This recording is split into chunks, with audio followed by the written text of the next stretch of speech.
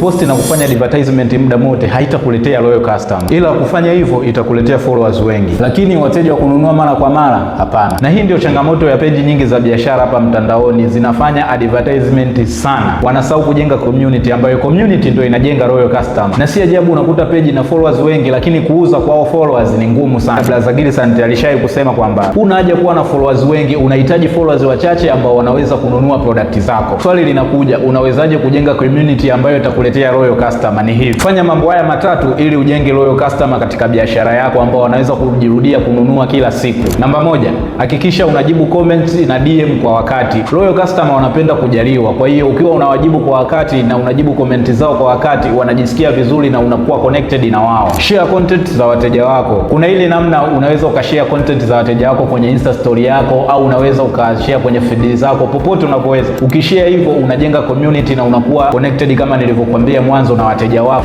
Ukifanya hivyo wanajifanya wanajisikia ni sehemu ya brand yako. Jambo la tatu, toa value mara kwa mara. Hapa toa tips, toa elimu na toa maarifa unayoyajua kuhusu biashara yako. Kwa kufanya hivyo unatengeneza wateja loyal na ambao wataweza kununua bidhaa yako kila siku, kila utakapoposti.